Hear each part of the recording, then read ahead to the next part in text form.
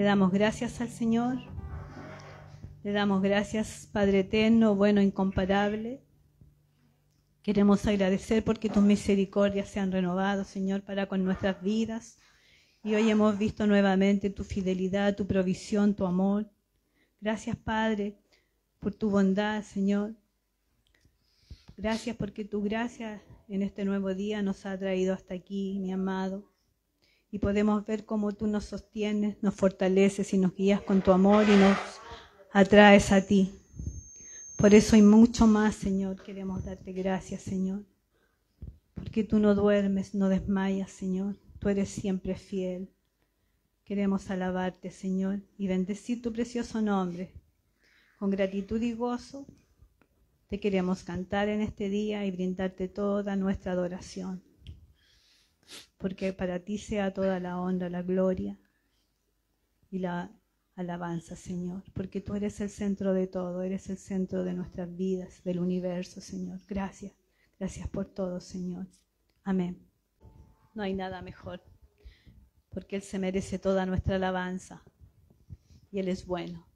Te invito a tomar asiento porque vamos a reflexionar sobre el Salmo 55, 22. En la NTV. Entrégale tus cargas al Señor y Él cuidará de ti. No permitirá que los justos tropiecen y caigan. A medida que vamos caminando por este mundo, vamos adquiriendo cargas que si no las descargamos en algún lugar, con el tiempo se van haciendo cada vez más pesadas. Estas a veces son cargas que generalmente son el resultado de situaciones emocionales que nos han causado algún pesar, alguna herida en el corazón que no ha sanado del todo. A veces hay resentimientos contra personas que nos han ofendido. El dolor de haber perdido un ser querido o una relación que se rompió. En fin, hay una enorme variedad de cosas que nos pueden hacer que acumulemos esa carga porque no las hemos entregado al Señor. A veces el dolor de haber perdido a un ser querido, un divorcio, y como resultado esas cargas emocionales nos van haciendo daño, nos van volviendo a veces amargados, porque no las soltamos, no nos liberamos de esa carga. Y este salmo también está ligado a lo que dice Mateo 11:28, donde dice: vengan a mí los que están cansados y lleven cargas pesadas y yo les daré descanso. El Señor nos invita a que le entreguemos nuestras cargas a Él. El Señor Jesús ahí nos invita a venir a Él con nuestras cargas y Él nos dará descanso. Lamentablemente hay ocasiones en las que venimos al Señor con nuestras cargas, pero no recibimos descanso. Porque Él nos promete un buen descanso, pero no lo recibimos porque simplemente no echamos las cargas sobre Él, o sea, no las soltamos. A veces se las entregamos, pero las volvemos a tomar. Se las quitamos de nuevo. Ligerito estamos de nuevo preocupados o pensando en la misma situación. Y pasa también un ejemplo con un hombre que estaba en una carretera haciendo dedo con un bulto en la cabeza. Se ha fijado que en esos países como de India, de África, por allá, las mujeres, los hombres van con una canasta en la cabeza con cosas, ¿no es cierto? Y ese hombre estaba haciendo dedo ahí en la carretera. Entonces pasó un hombre en un camión y se detuvo. El hombre se subió en la parte de atrás del camión, pero cuando el conductor que lo llevaba miró por el espejo retrovisor, vio que el hombre que había subido continuaba sentado ahí en el camión, pero con el canasto encima de la cabeza. No se la había sacado. Entonces, en vez de echarla en el piso del camión, ahí la llevaba de nuevo. Y así a veces somos nosotros. No queremos soltar las cargas, y aunque eso es algo que el Señor nos invita a hacerlo, porque no es bueno llevar esas cargas, porque Él nos ofrece ese descanso maravilloso. Y la razón por la que no la soltamos los brazos del Señor es simplemente porque no tenemos fe suficiente, nos aferramos a lo que nosotros consideramos que es la manera de resolver el problema y queremos continuar en control. No estamos dando el control al Señor, le estamos pidiendo que nos dé una manito solamente, pero nosotros seguimos dirigiendo todo el asunto. Y cuando llevamos el yugo a Jesús, es decir, cuando nos unimos a Él de la manera en que el yugo une a dos bueyes que trabajan juntos y nos dejamos dirigir por Él, el Señor nos da el descanso que promete, el cual es más que un descanso puramente emocional, superficial y pasajero. Es un descanso profundo y eterno, un descanso espiritual. Es decir, que cuando por medio de la oración venimos al Señor, Él toma nuestras cargas, nuestras preocupaciones, nuestros afanes, nuestras ansiedades y las convierte en paz y tranquilidad. Si sentimos que las cargas nos abruman, acerquémonos al Señor en oración y echémoslas en sus brazos, porque Él es bueno y le damos gracias porque Él cumple su promesa de ayudarnos con nuestras cargas y le rogamos que Él aumente nuestra fe para realmente confiarla a Él y tener esa seguridad y esa esperanza de que Él se va a hacer cargo y se hace cargo de todo, porque todo lo que ocurre en nuestra vida viene de parte de Él, lo bueno, lo que a nosotros no nos gusta, malo entre comillas, porque todo Él lo usa para nuestro bien. Entonces solo podemos pedirle que Él aumente nuestra fe y confiar en Él y descansar, y Él así nos llenará de paz. Y podemos rendir nuestro corazón porque Él hará lo mejor. Y Él se vive también se mueve en nosotros cuando nosotros confiamos en Él. No hay nada mejor que hacer que entregarle las cargas a Él. Oramos en este momento en arrepentimiento. Le pedimos perdón al Señor porque todo le hemos fallado. Padre, perdónanos por las veces que te hemos fallado, Señor, que son muchas. Con las palabras, con las acciones, con que te hemos ofendido a ti y también a otros, Señor. Lávanos más y más de nuestra maldad. Líbranos de este corazón engañoso y perverso que tenemos, Señor. Renueva en nosotros un espíritu recto y crea un corazón puro, Señor, dentro de nosotros.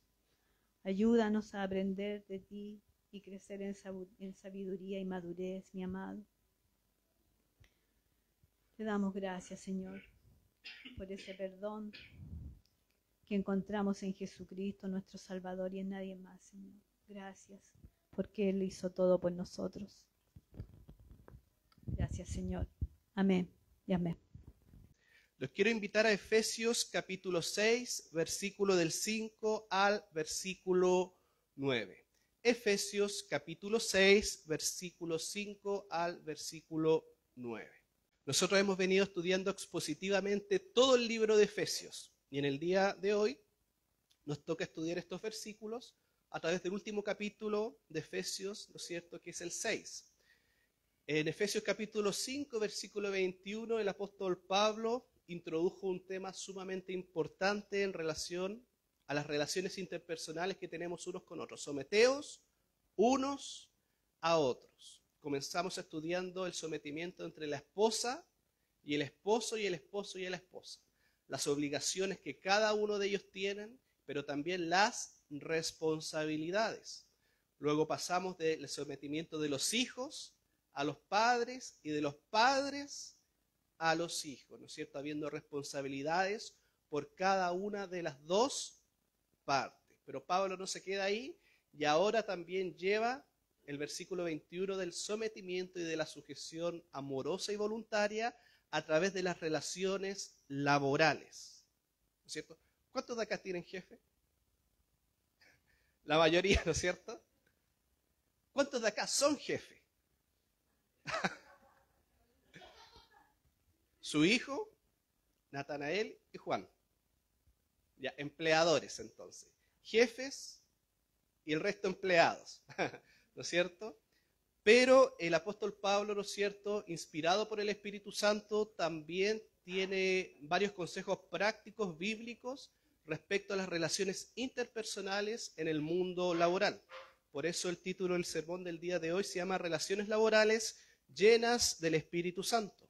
Y en estos versículos vamos a estudiar dos aspectos relevantes: la sumisión de los empleados, pero también la sumisión de los patrones, comprendiendo el modelo bíblico anterior, que de las dos partes hay responsabilidades, no es solamente por parte de uno, sino que a través de las dos partes.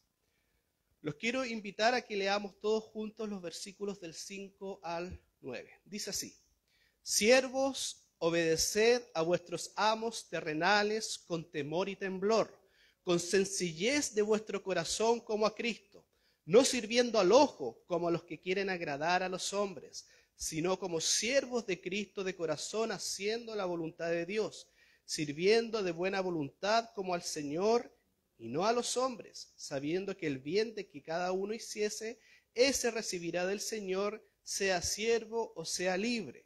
Y vosotros, amos, haced con ellos lo mismo, dejando las amenazas, sabiendo que el Señor de ellos y vuestro está en los cielos y que para Él no hay acepción de personas.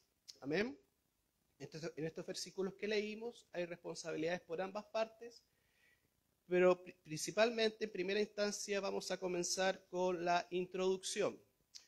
Es común que en estos tiempos existan muchas luchas, ¿no es cierto?, respecto a lo que tiene que ver con las relaciones laborales, tanto de patrones como empleados y viceversa. Hay conflictos constantes entre los que a cada uno al lado acusa respecto a egoísmo e insensatez, porque los patrones pueden acusar a los empleados y los empleados a los patrones. Por ejemplo, los empleados quieren cargas de trabajo más pequeñas, ¿verdad? Menos horas, más vacaciones y mayor remuneración y servicio.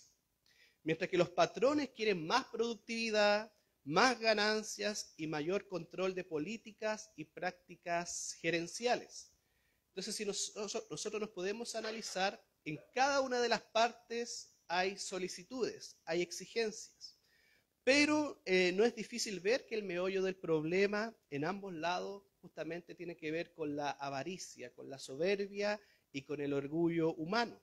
Esto tiene que ver con el pecado, que es el combustible básico que alimenta las relaciones modernas en casi todo el mundo, ¿verdad? El Evangelio tiene que ver, como ya lo hemos estudiado anteriormente, con que Adán y Eva, cabezas federales de la raza humana, nuestros representantes, cayeron en pecado, dejando una deuda moral y espiritual a toda la raza humana. Esa situación nos dejó en una corrupción moral y espiritual. Hoy en día el ser humano de manera natural, nadie quiere buscar a Dios. La misma palabra lo dice en Romanos capítulo 3. Nadie desea buscar a Dios, nadie quiere buscar a Dios, no hay ninguno justo, todos se desviaron. Sus pasos se apresuran para hacer el mal y su lengua hablan mentiras. Ese es el estado natural del ser humano, ¿verdad? Según lo que la palabra de Dios nos enseña, la cual es verdad. Por ende, el pecado es lo que envuelve a todas las relaciones interpersonales que podemos tener en nuestro entorno. Sin embargo, los hijos de Dios, aquellos a los cuales la gracia de Dios los ha alcanzado, están conscientes de esta verdad. Están conscientes que tienen un corazón, como decía el profeta Jeremías, engañoso, constantemente cargado al mal, ¿verdad? Entonces el Hijo de Dios está apercibido de esta realidad y cuida su corazón, cuida lo que habla, cuida lo que hace, porque tu corazón te engaña constantemente. Ahora, cuando nosotros vemos el mundo en la actualidad, vemos el desastre, ¿no es cierto?, cuando el pecado se incorpora y se introduce al mundo. Eche un vistazo a todo el mundo hoy en día. Prácticamente todos los países en crisis, ya sean crisis sociales, morales, espirituales, crisis de toda índole. Y esa es la palabra que mejor define al mundo hoy en día. Siempre ha estado en crisis, en guerras. Siempre los países se lanzan en guerra unos con otros por avaricia, por egoísmo, ¿no es cierto?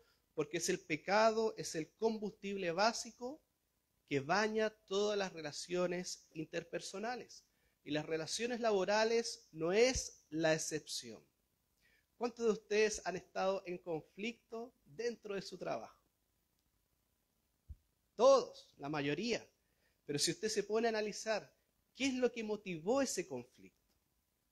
¿Cuál fue el combustible para ese conflicto? El corazón corrompido de seres humanos, ¿verdad? En el trabajo se da mucho la envidia. De ahí sale el dicho, a serruchar el piso al de arriba, para que caiga y yo suba. La soberbia, el orgullo, y así sucesivamente. Dios diseñó el trabajo, mis hermanos, para nosotros poder ganarnos la vida, proveer para nuestras familias y prestar servicio también al más desvalido. Pero el problema es que, al igual que a todas las otras áreas de la vida, la naturaleza depravada del hombre convierte lo bueno de Dios en instrumentos para lograr fines egoístas. Hay muchas personas que en el trabajo solamente quieren ascender de puesto para dominar al otro, para jactarse de dominar al resto. Que tengo más poder, tengo más autoridad, gano más. ¿Sí o no? Y eso pasa en muchos lados. Y ese es el combustible, o por eso muchas personas están motivadas en el trabajo, para ganar más. Y eso tiene que ver justamente con el corazón pecaminoso de la raza humana. Por eso la solución a los problemas en las relaciones es una solución clara que usted sabe cuál es. La salvación por medio de Jesucristo y vivir vidas sometidas al Espíritu Santo. Cuando la gracia de Dios nos alcanza, nos transforma en un hombre totalmente nuevo, con distintos valores, distinto enfoque. Nuestra mente es transformada, nuestro espíritu es transformado.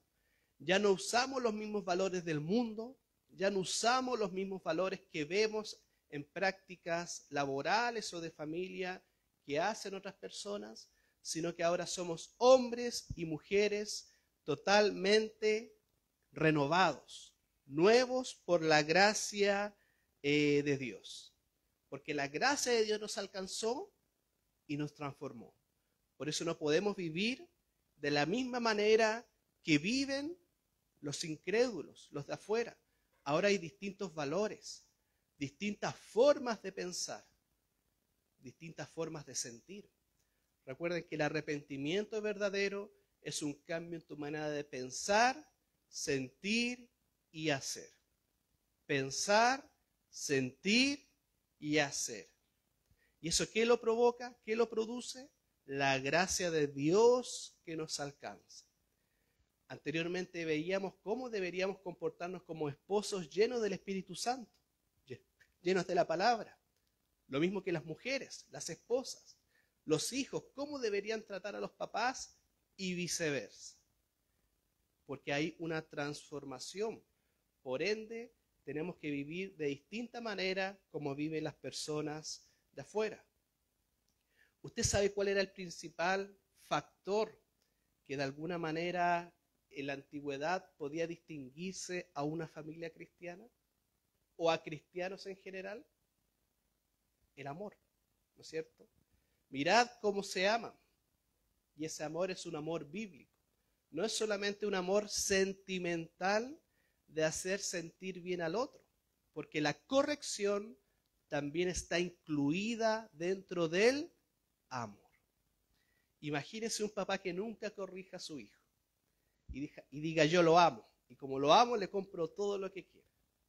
Si no quiere comer verduras, que coma dulce, todos los días con dulce, todos los días con chocolate. Y si le preguntan ¿y tú lo amas? Sí, lo amo, pero eso es consentimiento, que es algo muy distinto. Por eso la corrección también está incorporada dentro del amor, porque a través de la corrección yo busco que el otro pueda caminar derecho. Que no se desvíe su pie ni a la derecha ni a la izquierda. En todos los aspectos de la vida humana, el plan de Dios opera, mis hermanos, con base a la autoridad y con base a la sumisión. Son como dos columnas para las relaciones del trabajo bíblico. Unos obedecen y otros mandan. ¿Qué pasa cuando los trabajos todos quieren mandar? Como dice el dicho, muchos caciques, poco indio. Todos quieren mandar. ¿Qué pasaría en un trabajo así? No sería productivo. No lograrían, ¿no es cierto?, cumplir con el propósito de sus funciones naturales. Por eso tenemos que comprender que la misma palabra de Dios establece principios bíblicos de sumisión y de autoridad. Y los que están en autoridad tienen responsabilidades, como también los que están en sumisión.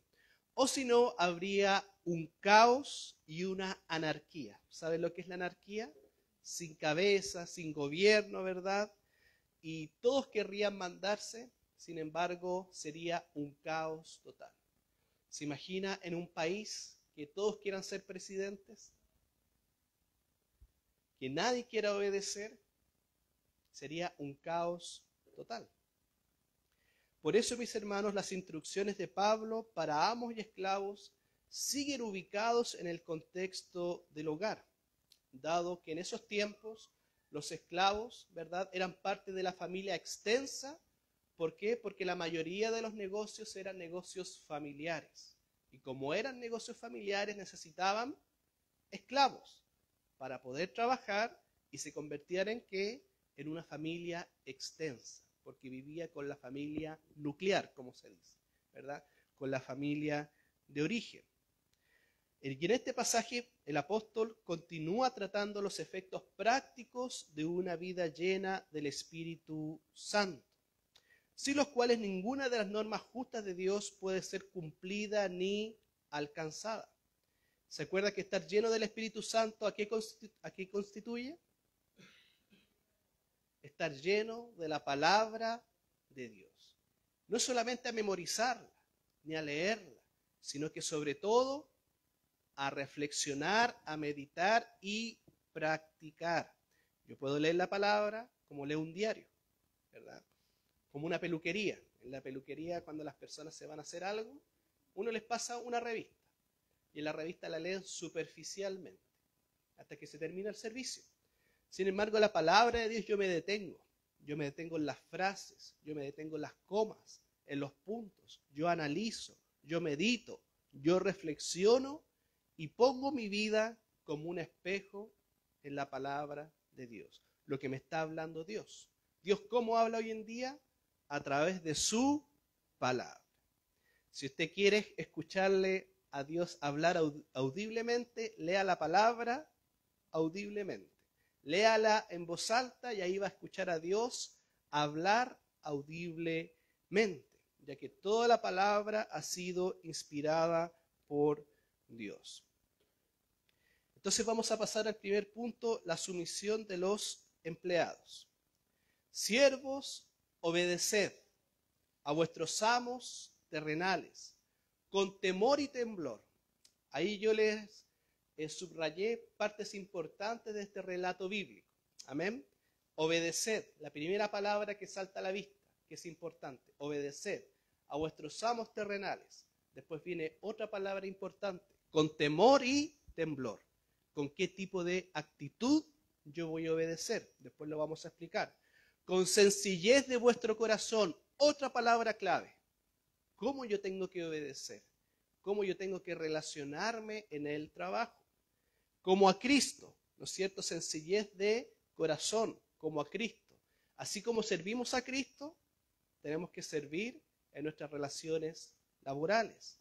Otra palabra clave, no sirviendo al ojo como a los que quieren agradar a los hombres, sino como siervos de Cristo de corazón, haciendo la voluntad de Dios, sirviendo de buena voluntad como al Señor y no a los hombres. Otra palabra clave. ¿Para quién hacemos todo lo que hacemos? En primera instancia, para Dios. Ya sea coman o beban, haced todo para la gloria de Dios. ¿Se da cuenta cómo Pablo está uniendo conceptos con Primera de Corintios? Porque de ahí sale ese versículo, haced todo para la gloria de Dios. Sabiendo que el bien que cada uno hiciere, ese recibirá del Señor, sea siervo o sea libre. Entonces, en primera instancia, la palabra siervos. La palabra siervo en el griego se llama doulos, ¿no es cierto? El doulos, el siervo. Aquí, ¿qué está haciendo Pablo? Nos está diciendo de que el siervo se aplica a la servidumbre, a la esclavitud, ¿no es cierto? Ahora ustedes me preguntarán, ¿pero cómo? ¿No es cierto? ¿Cómo en la Biblia sale el concepto de esclavitud? No lo entiendo. Bueno, en los tiempos bíblicos era normal ver la esclavitud como una forma de orden social. Sin embargo, es necesario precisar que la enseñanza bíblica, su principal propósito no es reestructurar sistemas humanos, sino que cambiar corazones humanos. Eso es lo primero. Porque hay muchos versículos que dicen, bienaventurados los pobres, ¿no es cierto? ¿Qué tipo de pobres? Los pobres de espíritu. ¿Y quiénes son los pobres de espíritu? Que reconocen su miseria espiritual y necesitan de Cristo. Esos son los pobres de espíritu. Pero una persona podría leerlo sin un análisis previo y decir, los pobres, ¿no es cierto? Una especie de comunismo o marxismo. Y no tiene que ver con eso, sino que la palabra de Dios siempre se enfoca en cambiar corazones humanos. ¿Sabe por qué? Porque el corazón humano pecaminoso va a corromper hasta los mejores sistemas humanos. Puede haber un sistema espectacular, ¿no es cierto?, de previsión, un sistema laboral espectacular de horas de trabajo, de remuneración, pero el problema es el corazón humano. Siempre va a corromper hasta lo que humanamente parece mejor. Por eso el Evangelio, ¿en qué se enfoca? En cambiar corazones humanos, en hacerte comprender que somos pecadores, que necesitamos la gracia de Dios. Si no, vamos a estar predicando un Evangelio más terapéutico, ¿no es cierto? Lo terapéutico pone énfasis en lo que te hizo mal, en el dolor, en la herida, pero en el Evangelio no. Si bien Dios sana, por supuesto que sí, pero no pone en principal instancia su foco en la herida, sino que en el Señor, ¿no es cierto?, que lo renueva todo. Por eso toda la palabra de Dios apunta a Cristo, ¿verdad? Apunta a su persona, desde el Génesis hasta el Apocalipsis. Todo apunta a la persona de Cristo, que lo renueva absolutamente todo. Por eso tenemos que tener cuidado con leer la palabra de Dios de una manera política, sociológica, liberal, ¿verdad? Porque muchos gobernadores en la historia de la humanidad han tratado de tergiversar la palabra de Dios para sus fines.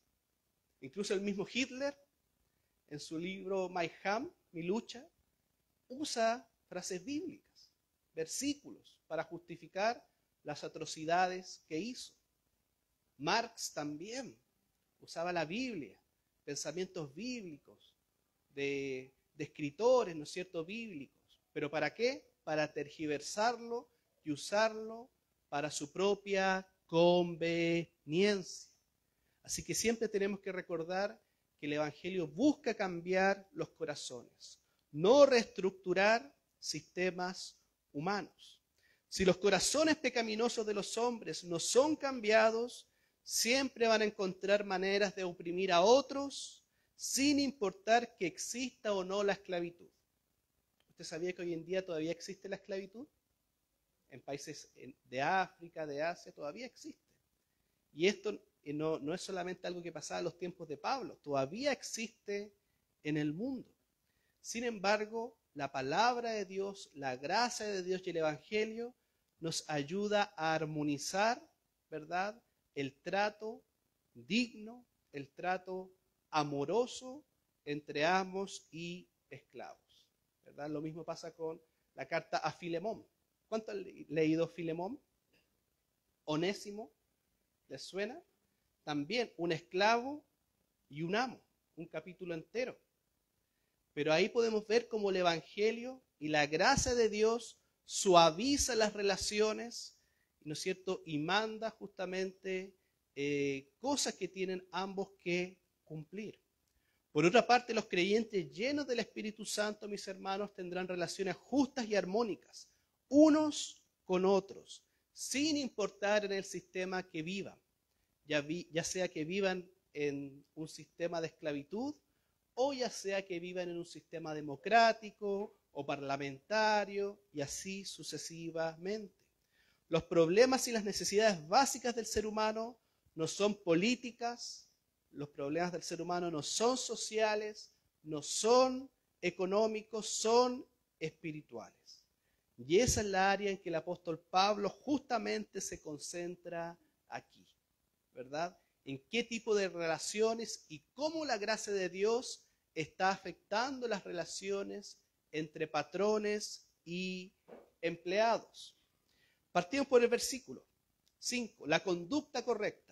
Siervos, obedeced a vuestros amos. ¿Cuál es la conducta correcta de los empleados? Los creyentes no solo deben obedecer cuando sienten el deseo de obedecer a sus patrones. Sucede mucho que en los trabajos los empleados obedecen o quieren obedecer cuando se levantaron de buenas, no con el pie izquierdo, sino que se levantaron con un día despejado, soleado, y ahí dicen, ahora quiero obedecer. Pero Pablo nos dice obedeced, no siempre, no en algunos momentos. Entonces deben obedecer en todas las cosas todo el tiempo, con la única excepción en los casos donde se le pide hacer algo idólatra, inmoral, blasfemo o cualquier otra cosa semejante. ¿No es cierto? Entonces, ¿cuál es nuestra responsabilidad como hijos de Dios, que somos empleados y que tenemos un jefe? Obedecer, ¿no es cierto? No servir al ojo, sino que obedecer. Yo hago para lo que me contrataron, para las funciones de mi contrato. ¿Se han dado cuenta que en los contratos hay funciones? Responsabilidades del empleador y del empleado. Una hora de entrada, una hora de salida, todo lo que tengo que hacer. Obedecer. Deben obedecer en todas las cosas todo el tiempo. Ahora en los tiempos bíblicos, cuando el Evangelio comenzó a predicarse, en los tiempos de Pablo, muchos esclavos se convirtieron al Evangelio. Pero sucedió algo. En esos tiempos se encontraban incongruentes, que seguían siendo esclavos, pero a la vez eran hijos de Dios. Entonces ellos encontraban una incongruencia. ¿Cómo voy a seguir siendo esclavo si ahora el Evangelio me dice que soy un hijo de Dios, del Dios Altísimo? Entonces ellos pensaban que ya no tenían que obedecer a sus amos terrenales. Pero Pablo viene aquí e insta a que obedezcan, porque una cosa no quita lo otro. Es una realidad espiritual, ¿no es cierto? Que es una realidad que trasciende eternamente. ¿Pero tenemos responsabilidades en la tierra? Por supuesto que sí. Y tenemos que obedecer. En tiempos bíblicos, mis hermanos, eso era lo que sucedía. Pero Pablo vuelve a instar, obedezcan a sus amos terrenales. El apóstol Pedro también habla algo muy semejante. Primera de Pedro, capítulo 2, versículo 18. Ustedes, los que son esclavos, ¿qué dice? Sométanse a sus amos. ¿Y con qué conducta? Con todo respeto. Hagan lo que ellos les ordenan, no solo si son bondadosos y razonables, sino que también si son difíciles de soportar.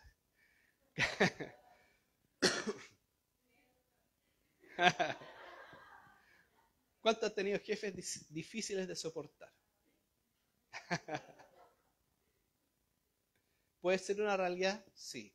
Pero ¿cuál es la responsabilidad del creyente, del cristiano? Igual obedecer. Porque nosotros le obedecemos primeramente a Dios y por eso obedecemos a nuestros amos terrenales. Ahora, gloria a Dios para los que le tocaron jefes que no son difíciles de soportar. Gloria a Dios. Pero recuerden que la palabra nos insta a orar incluso por aquellos que nos persiguen. Oremos por esos jefes difíciles. Ábrele, Señor, el entendimiento con tu gracia salvadora. Ayúdalo a saber lo que está haciendo con la responsabilidad que tú le diste, porque toda autoridad, ¿quién la puso ahí? Dios. ¿Quién puso al presidente que tenemos ahora? Dios, tanto el anterior como el que viene. Y en todos los países lo mismo, ¿no es cierto? Y tus jefes no son la excepción. Recuerden que a Dios nada se le escapa. Él es soberano sobre todo el universo, tanto lo creado como lo no creado, el mundo espiritual. Dios gobierna absolutamente todo. Y todo lo ha decretado con un fin que solamente Él conoce. La primera obligación de un cristiano es agradar a su Señor y ser un testigo fiel para Él. Y para eso tiene que someterse a las normas terrenales, sin importar a quién, ¿no es cierto?, según el jefe, ya sea su carácter, ya sea bueno o malo, nuestra responsabilidad es obedecer como empleados. Porque ser cristiano debería significar también ser un buen trabajador, ser un trabajador productivo, ser un trabajador aprobado. No solamente somos cristianos los días domingos, desde las 10 hasta las 1. Recuerden que vivimos coram Deo. ¿Se acuerdan de la frase coram Deo? Vivimos todos los días bajo el rostro de Dios, bajo la luz de Dios. Y nuestras vidas son testimonios a donde nos desenvolvemos. Por eso no solamente somos cristianos los días domingos, sino que es un cristianismo práctico, de lunes a lunes, en nuestros lugares de trabajo, con nuestras familias, con nuestros amigos, en todo lugar, no solamente aquí. Antiguamente se hablaba mucho que el cristiano se disfrazaba de cristiano, ¿se acuerdan?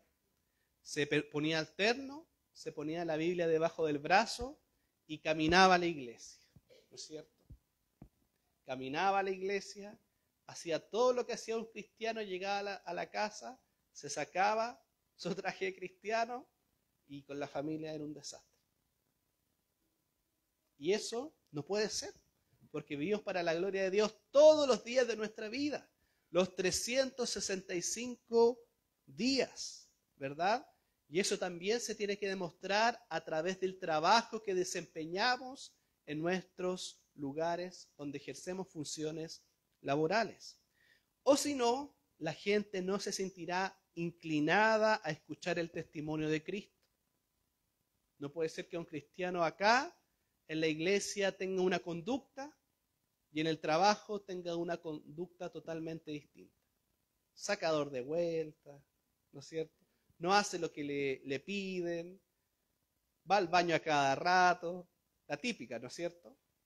No puede ser, porque si no, después, ¿quién se va a querer escuchar el testimonio de Cristo por ese tipo de testimonio, por ese tipo de vida? ¿Quién va a escuchar a Cristo? Nadie va a escuchar a Cristo. ¿Cómo venía a predicar a mí si sacador de vuelta? Se queja por todo. ¿Se han dado cuenta esos empleados que se quejan por todo? De nuevo yo. ¿Por qué tengo que hacerlo? Entonces se quejan, murmuran, no son un buen testimonio en sus lugares de trabajo. Entonces en el momento que esa persona quiera predicar el evangelio, ¿cómo van a reaccionar los otros? Mal, no van a querer escuchar absolutamente nada. Recuerden que el evangelio para muchas personas solamente se va a leer a través de tu testimonio de vida. Ellos no se van a poner a tomar a leer una Biblia. ¿Dónde van a ver esa Biblia? En tu vida, en tu comportamiento. Ahí van a leer el evangelio a través de las obras que hacemos, que están ancladas, fundamentadas en la salvación. Porque la salvación que entrega entrega justamente resultados de una vida decorosa, de una vida que otros la vean y digan, uy, qué buen trabajador. ¿A qué se dedicará en su tiempo libre? ¿Cuáles serán sus creencias? ¿No es cierto? Y va a llegar un momento en que el otro va a predicar el evangelio y el otro va a estar abierto a escucharte. ¿Por qué? Porque ha visto tu vida que ha sido transformada por la gracia de Dios.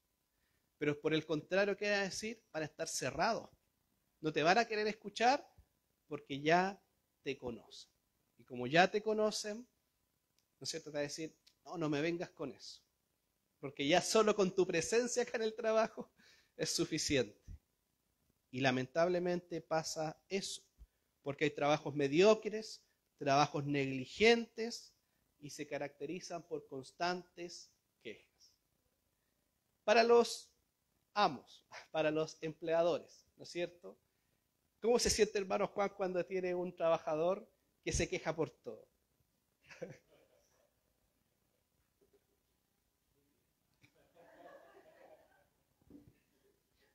O hermano Natanael, cuando hay un trabajador que no quiere hacer lo que usted le pide.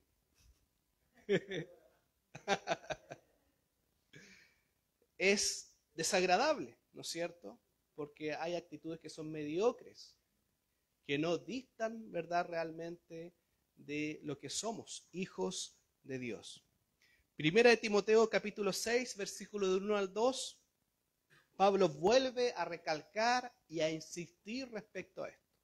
Todos los que están bajo el yugo de esclavitud tengan a sus amos por dignos de todo honor, para que no sea blasfemado el nombre de Dios. Ahí está la parte del testimonio, ¿se da cuenta? Dignos de todo honor. Tratarlo con respeto, para que no sea blasfemado el nombre de Dios y la doctrina. No solamente el nombre de Dios, sino que también la doctrina. No quieren escuchar después el evangelio por tu comportamiento. Y los que tienen amos creyentes, no los tengan en menos por ser hermanos, sino sírvales mejor por cuanto son creyentes y amados los que se benefician de su buen servicio.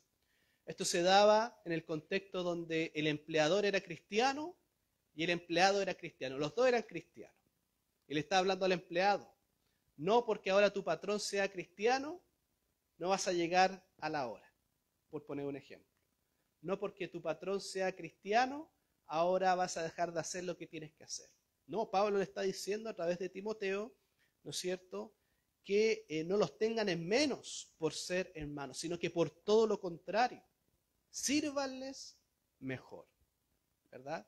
Yo creo que es una bendición tener patrones o empleadores cristianos, ¿sí o no? ¿Es una bendición o debería ser una bendición? Porque el patrón cristiano, ¿verdad?, va a tener otra manera en que se va a desenvolver en el trabajo, se va a relacionar con sus empleadores de manera justa, con un trato decoroso, con gratitud, no como un incrédulo, sino que de verdad va a tener un testimonio cristiano de verdad.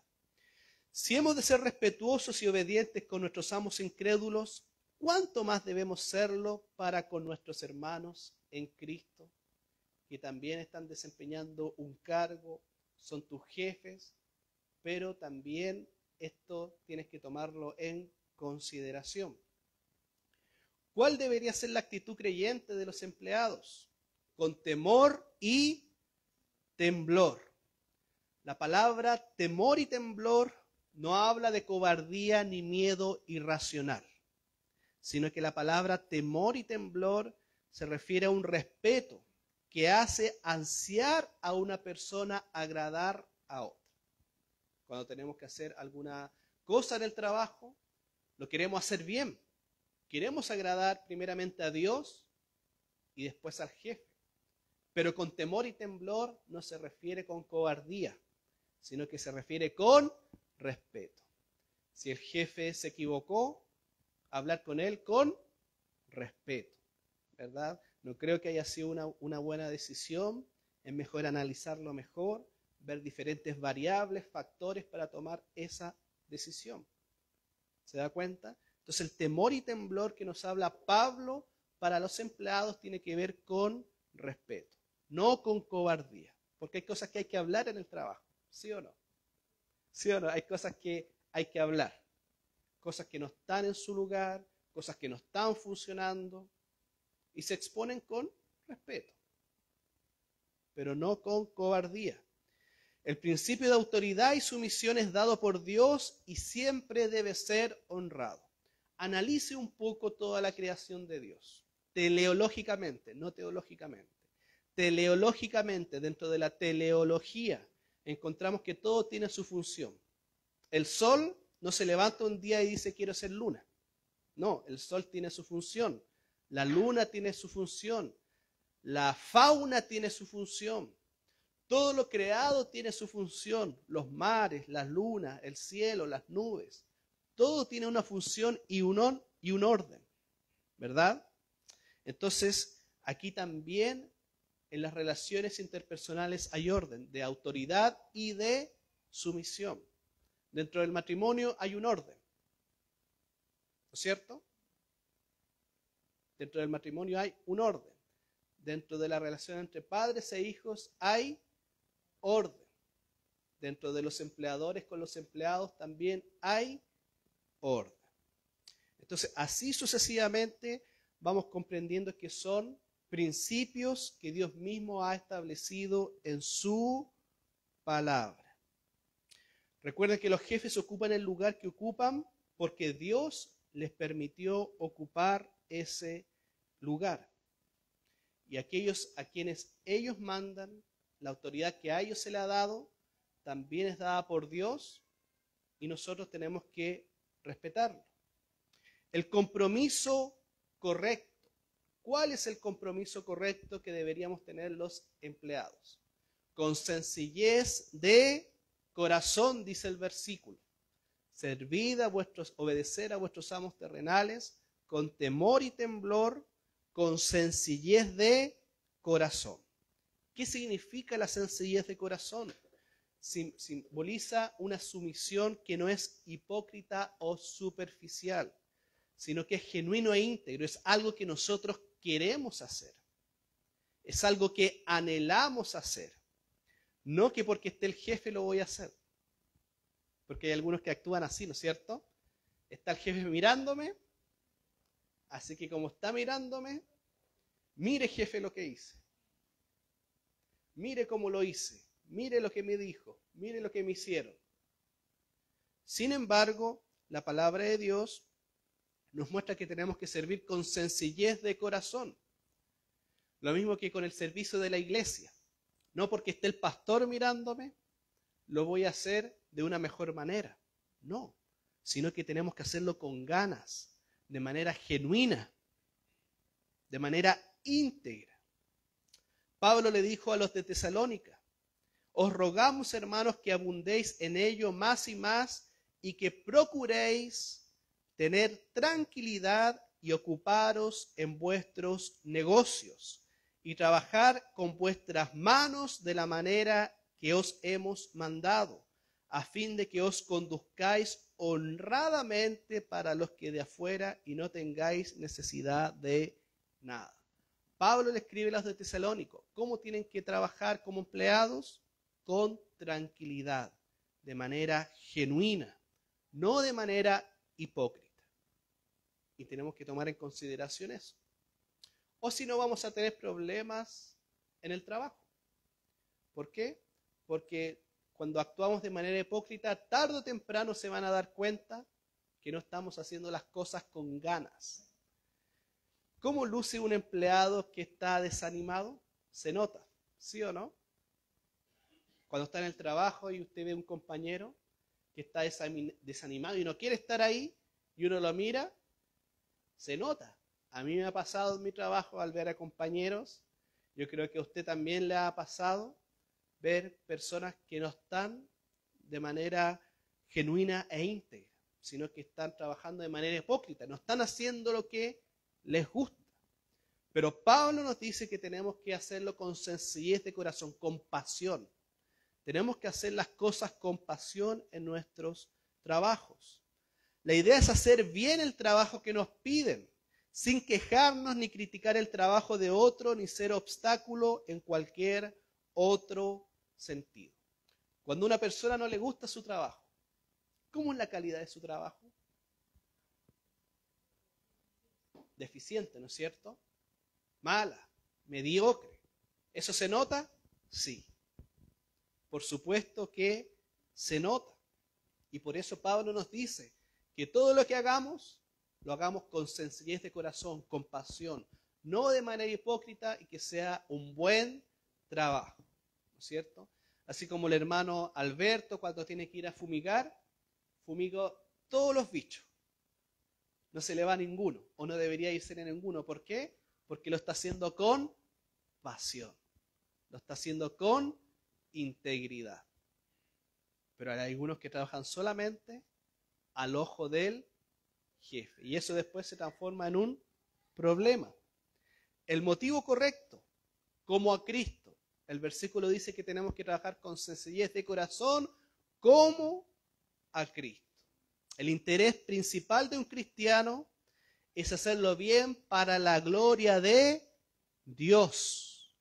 No solamente por agradar a su jefe, sino que en primera instancia hacerlo para la gloria de Dios. 1 Corintios 10:31. Si pues coméis o bebéis o hacéis otra cosa, hacerlo todo ¿para qué? Para la gloria de Dios. Pregunta: ¿cómo es hacerlo para la gloria de Dios? ¿Qué es lo que creen ustedes? ¿Ya? Hacerlo para la gloria de Dios es hacerlo con excelencia. ¿Pero por qué? Porque hacerlo para la gloria de Dios, todo lo que hagamos, debemos dejar un atributo de Dios en lo que hacemos. Por ejemplo, misericordia. Cuando trabajamos, hacerlo misericordiosamente, con rectitud, con bondad, con sabiduría. Esos son los atributos de Dios que estudiamos, ¿se acuerda? ¿Cómo estaba compuesto el carácter de Dios? Esos atributos tenemos que tomarlos, bajarlos, y que todo lo que hagamos, lo hagamos manifestando sus atributos. Por eso dice vivir para la gloria de Dios. Porque una persona puede decir, ya, vivir para la gloria de Dios, pero específicamente, ¿qué significa? Que todo lo que hagan, ya sea en el trabajo, en el matrimonio, en la familia, en cualquier lugar, mostrar un atributo de Dios. Y para vivir para la gloria de Dios, lo básico es que usted tiene que conocer los atributos de Dios. Si no los conoce, no va a poder vivir para la gloria de Dios, porque va a actuar según su pensamiento humano. Por eso, al estudiar los atributos de Dios, tiene que tener un efecto en cómo actuamos. Recto en el trabajo, ¿verdad? No sacando la vuelta, de manera misericordiosa, ayudando al resto, con bondad, con sabiduría, actuando con sabiduría. Y ahí estamos viviendo para la gloria de Dios, ¿no es cierto? Y es así como nosotros vivimos para la gloria de Dios. Una persona que no ha sido fiel al Señor, mis hermanos, como vendedor, como secretario, auxiliar o carpintero, no puede esperar que Dios le haga un llamado a un ministerio dentro de la iglesia. Porque todo eso, ¿no es cierto?, se visualiza. Si el cristiano no es fiel en su trabajo secular, no puede ocupar puestos dentro del ministerio ni dentro de la iglesia. Porque eso habla de testimonio. Habla de entrega, de pasión. Por eso tenemos que tener justamente cuidado con eso. Porque lo que hacemos para Dios, ¿no es cierto?, es un ministerio que tiene que ver con lo espiritual, con administrar los misterios de Dios. Y el Señor solo pone sobre mucho a aquellos frente a los fieles que han sido en lo poco. Si eres fiel en lo poco, en lo mucho te pondré. ¿No es cierto? Entonces, en ese sentido, tenemos que también entender ese punto. No podemos ser infieles en un trabajo secular y decir, mejor me dedico al ministerio, más fácil. No es más fácil. Demanda mayor trabajo, no solamente a nivel mental, sino que espiritual. porque un trabajo secular lo pueden desarrollar personas, ¿no es cierto?, a nivel mental y después desentenderse respecto a responsabilidades, ¿no es cierto?, morales. Entonces, en ese mismo sentido, tenemos que tener cuidado, porque una persona que no ha sido fiel como vendedor o en su trabajo secular, ¿cómo va a ser fiel en el trabajo del ministerio? A pensar. La diligencia correcta. El versículo continúa diciendo, no sirviendo al ojo, como los que quieren agradar a los hombres, sino como siervos de Cristo, de corazón haciendo la voluntad de Dios, sirviendo de buena voluntad como al Señor y no como a los hombres. Entonces el creyente fiel no se limita a hacer lo mínimo en su trabajo. Ya voy a hacer eso porque me lo pidieron y no hago nada más. No, el siervo fiel pone todo de su parte. Y no solamente porque lo están observando, sino porque comprende que primeramente está sirviendo a Dios. Entonces todo lo que hace es como si lo estuviera haciendo para Dios. Y cuando Dios nos pide algo a nosotros, no solamente nos quedamos con eso, ni hacemos eso, sino que vamos más allá, damos lo mejor de nosotros. Y lo mismo pasa en un trabajo secular. No sirviendo al ojo. Si te están viendo, ya lo hiciste bien y no hago nada más, sino que constantemente me esfuerzo. Trabajamos con la misma intensidad, no importando las circunstancias. Sirviendo de buena voluntad, dice Pablo, como al Señor y no a los hombres. Pablo vuelve a reiterar, ¿para qué le estamos sirviendo en primera instancia? Para el Señor, de buena voluntad, primeramente para Él y luego para los hombres. Entonces expresa la actitud del trabajador que no se necesita que se le llame la atención. Oye, ya, po, hace lo que te pedí. Típico, ¿no? Oye, ya, po, llegaste tarde de nuevo. Se te pidió hace una semana que hicieras esto. Todavía no lo haces. No, el trabajador cristiano va más allá. Trabaja intensamente por agradar a Dios en primera instancia y luego al empleador. Por eso cada día debería ser un día de servicio al Señor. Porque el servicio al Señor no solamente tiene que ver con lo que hacemos dentro de la iglesia, sino que también en nuestros trabajos seculares, ¿verdad? Porque Dios también está en el taller del carpintero, Dios también está en el taller del zapatero, y así sucesivamente. Dios está en todos lados viendo cómo estás haciendo tu trabajo y si lo estás honrando, ¿verdad? Salomón dice, todo lo que te viniera a la mano, todo lo que te viniera a la mano para hacer, hazlo según tus fuerzas. Eclesiastés 9:10. Todo lo que venga a tu mano, hazlo según tus fuerzas, pero hazlo.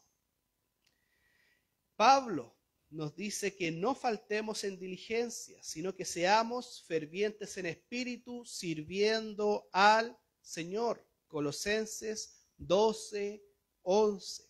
Fervientes en el espíritu, no apagados, sino que fervientes, apasionados por Dios, sirviendo al Señor. Porque una persona que está apasionada por Dios, que está avivada espiritualmente, va a servir al Señor, va a ser el efecto natural de estar avivado espiritualmente. Sirvo en lo que sea, barriendo, arreglando mesas, ordenando sillas. Ese es el efecto de vivir una espiritualidad avivada constantemente, ¿verdad? Fervientes en espíritu, sirviendo al Señor. Y Colosenses 3:23, todo lo que hagáis, hacedlo de corazón, como para el Señor y no para los hombres. Todo lo que hagáis, ¿Acaso solo lo de la iglesia? Todo lo que hagáis, hacedlo de corazón. No solamente lo que queremos hacer o lo que nos gusta hacer, sino que en nuestro trabajo todo, ¿verdad? Yo sé que hay muchas cosas de nuestros trabajos que nos gustan más que otras, pero la palabra nos llama y nos exhorta a ¿qué? A hacerlo todo, todo para el Señor, hacerlo de corazón. Recuerden que primeramente lo hacemos para Dios y luego para los hombres. Porque si usted hace un buen trabajo como si fuera para el Señor, eso lo va a ver el amo terrenal, el empleador, porque va a ser un trabajo de excelencia, no un trabajo mediocre, que está a medias, ¿verdad? Hay muchos casos, ¿verdad? Respecto a quizás enfermeras que inyectan cosas que no tienen que inyectar, por poner un ejemplo, o así sucesivamente. O casas que se hicieron, ¿no es cierto?, chuecas, paredes y un montón de cosas. No, hacerlo de corazón, hacerlo bien, no a la rápida, sino que nosotros deberíamos marcar un precedente que un creyente está realmente actuando en conformidad a lo que dice la palabra de Dios. Un profesor hace mucho tiempo en la universidad, hablando respecto como a su vida, lo que había estudiado, era un profesor muy antiguo, estaba a punto de jubilarse, ¿no es cierto? Ya tenía 70 años en la universidad. Entonces él nos comentaba de que cuando él comenzó, ahí por la década de los 60, de los 70, a trabajar, él decía justamente que le llamaba la atención los cristianos de esa época. ¿Por qué? Porque siempre hacían todo como si fuera para el Señor.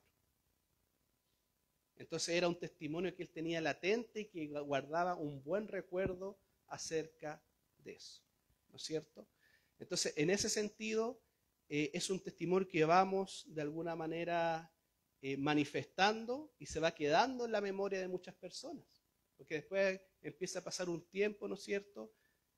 Empieza a pasar un tiempo, entonces después las personas recuerdan, yo contraté a un cristiano, era bueno esto otro, ¿no es cierto? Entonces tenemos que canalizar justamente eso. Y este no es un profesor cristiano ni nada de eso, ¿verdad? Sino que es una persona que realmente había trabajado con mucho evangélico y tenía una buena apreciación de ellos. Pero hoy en día, ¿cómo es la apreciación del pueblo cristiano general del trabajo? ¿Cuántos han tenido experiencia con cristianos?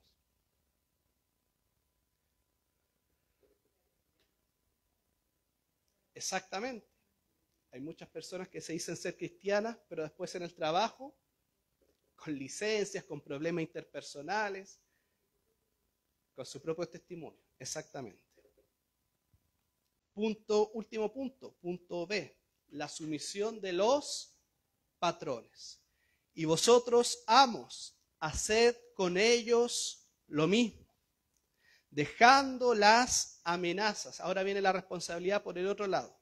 Sabiendo que el Señor de ellos y vuestro está en los cielos, y que para Él no hay acepción de personas. Número 1, la relación de un patrón cristiano con sus empleados, ¿cómo debería ser? Tener la misma motivación. Por eso el versículo dice, vosotros, amos, haced con ellos lo mismo. ¿Lo mismo qué? Lo mismo que venimos diciendo en los versículos anteriores, tratándolos justamente, bondadosamente, no trabajando al ojo, sirviendo de buena voluntad y así sucesivamente. Entonces, patrones, haced con ellos lo mismo, dejando las amenazas, ¿verdad? El trato con sus empleados se basa en el bienestar y los mejores intereses de ellos, así como los del negocio. Los trata con justicia, porque esa es la voluntad del Señor. Les trata con respeto, porque al hacerlo respeta y honra al Señor. Entonces el trato de un jefe a su empleador, ¿qué tiene que ver? Primero al Señor. Tratarlo con rectitud, con justicia. No de mala manera, porque hay muchos jefes que también son déspotas, tratan mal a sus empleados, ¿verdad? El patrón lleno del Espíritu Santo se asegura de dejar las amenazas afuera. Otra cosa es conversar seriamente de una situación que no está funcionando y se conversa, ¿no es cierto?, con respeto. Pero otra cosa son las amenazas. No hace alarde de su poder. Yo soy el jefe y aquí se hace lo que yo digo. No. Ni de su autoridad, sino que por el contrario trata a sus empleadores con respeto. El patrón cristiano fiel sabe que es un consiervo de Jesucristo al lado de sus empleados y rinde cuentas al mismo amo y Señor. ¿Verdad? Entonces, los jefes cristianos, ¿cómo deberían relacionarse con sus empleados? De esa manera, sabiendo que el puesto que tiene no es un puesto, ¿verdad?, que se haya ganado por sí mismo, sino que Dios lo puso ahí con una autoridad, pero también con una responsabilidad. Hay una frase de Martín Lutero que dice lo siguiente: la forma de servir a Dios en la vida es la vocación. No solamente dentro de la iglesia es el servicio, sino que en todas las cosas que tú haces. El zapatero hace zapatos no para sí mismo, sino que para que otros caminen. El sastre hace ropa no para sí mismo, sino para que otros la usen. ¿Cuál es la idea clave? La vocación no es solamente la del clero, decía Lutero. La vocación no es solo de los pastores o de las personas, ¿no es cierto?, que dedican su tiempo completo al evangelio, sino que la ocupación tiene que ver en cualquier cosa que hagamos para servir a los demás, ¿no es cierto? Entonces, en ese sentido tenemos que tener cuidado, porque a Dios también le interesa lo que haces en el trabajo, ¿verdad? A Dios también le interesa justamente cómo te relacionas con las personas del trabajo, no solamente acá en la iglesia, sino que también con las personas que ves incluso más que tus hermanos. Todos los días ves a tus compañeros de trabajo. Entonces eso también es vocación y también glorificas a Dios con lo que haces día a día, ya sea en la oficina, ya sea en el taller, ya sea en el auto o ya sea en el lugar donde preste funciones laborales. Otra frase: nuestras vidas deben ser un sacrificio de adoración a Dios. La idea clave es que el trabajo no es una maldición, sino una forma en que el creyente adora a Dios en su vida diaria. Juan Calvino, ¿verdad? El trabajo no es una maldición. ¿Qué estaba haciendo Adán y Eva antes de comer la fruta prohibida? Trabajando en el huerto. No estaban tomando sol ni haciendo nada, sino que estaban con una función específica, trabajando en el huerto. Incluso Dios, antes que el pecado se introdujera al mundo, el ser humano ya tenía una función. Y hoy en día esa misma función refleja el modelo que Dios ha creado, ¿no es cierto? Y ese modelo tiene que ver justamente con darle la gloria a Dios a todas las cosas que hacemos. Todas las cosas. Ahora una pregunta incómoda pero necesaria para reflexionar. ¿Qué dirían sus compañeros de trabajo respecto al trabajo que usted hace en la oficina? ¿Qué diría? ¿Cómo se comporta? ¿Realmente es una persona seria? ¿Realmente es una persona, verdad, que está viviendo los valores del Evangelio? ¿Es una persona que comparte sanamente o se ve envuelto constantemente en polémicas y en tradiciones que no son bíblicas? ¿Está dando la gloria a Dios con todo lo que hace? Ya sea en su trabajo, cómo se relaciona con su jefe, con sus compañeros, o está envuelto en polémica tras polémica. Porque hay gente en los trabajos, ¿se ha dado cuenta? Que está envuelto en polémica tras polémica. Es terrible. Terrible la gente así, o trabajar con gente así, ¿no es cierto? Gente tóxica. Exactamente. Toxicidad al extremo. contamina todo, ¿verdad? Ese tipo de relaciones justamente tenemos que reflexionar y concientizar. ¿Estamos viviendo esos valores en el Evangelio? Los lunes, los martes, los miércoles, en nuestra oficina. ¿O nos vemos envueltos en polémicas, constantes polémicas, o incluso en tradiciones que no agradan a Dios? Ahora se viene todo el tema del Halloween, que representa la muerte, las máscaras, los disfraces. La palabra de Dios nos dice claramente, no tengan nada que ver en lo que tenga que ver con temas de huestes espirituales o poderes demoníacos, ¿verdad? Obviamente el contexto es amplio, pero analizándolo, ¿no es cierto?, con el discernimiento de Dios, en la cultura justamente trae eso. Una cosa lleva a la otra, y sobre todo, todo el origen de esas prácticas, la invocación de muertos, la invocación de espíritus, cosas que son antibíblicas y extrabíblicas. Un cristiano no debería relacionarse con ese tipo de cosas. Lo digo ¿por qué? Porque en el trabajo por lo general pasa, ¿no es cierto? En los colegios, oficinas, servicios estatales, negocios y todo ese tipo de cosas. Entonces, ¿un cristiano podría participar en eso? Por supuesto que no. Todos podemos hacerlo, pero no nos conviene. ¿Para qué? Si sabemos lo que simboliza, sabemos lo que significa, ya estás al tanto de lo que significa tal cosa. Recuerden que la palabra nos invita también a anticiparnos al riesgo. Anticiparnos al riesgo.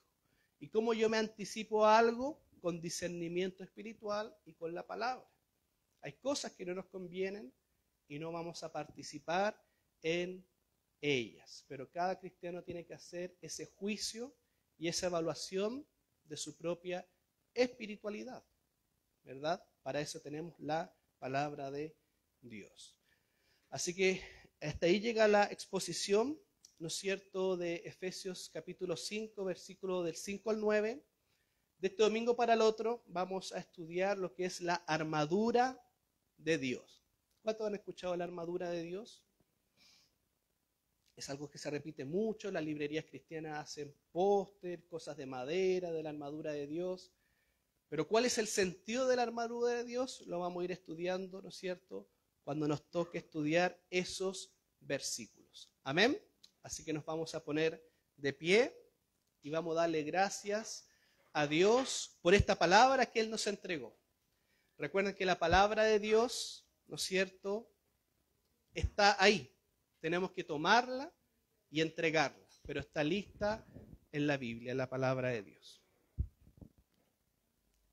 Así que vamos a orar, amén, para darle gracias a Dios por lo que Él nos ha hablado a cada uno de nosotros en este día y que esta palabra siga siendo entendida, esta palabra siga siendo meditada, reflexionada los días de semana, amén, cuando esté en su oficina, en su lugar de trabajo, para que siga de alguna manera estudiando y reflexionando. Padre amado, en el nombre de Jesús te damos gracias. Gracias, Señor amado, porque tú eres bueno con nosotros. Gracias, Señor, porque tú también nos muestras cómo debemos relacionarnos en nuestro trabajo. Ayúdanos a comprender que tenemos que darte la gloria en todo. No solamente dentro de la iglesia, Señor, sino que en todo lo que hacemos. Ya sea que comamos, bebamos, ya sea que estemos en nuestro trabajo, con nuestra familia, con nuestras amistades, que todo lo que hablemos, que todo lo que hagamos, te dé la gloria, Señor. Que podamos ver atributos en las cosas que hacemos, atributos tuyos, Señor. Queremos ser hijos comprometidos e hijos fieles a tu palabra. Hijos fieles a la Escritura que te den agrado en todo, Señor. Muchas gracias, te lo pedimos en el nombre de Jesús. Amén y amén.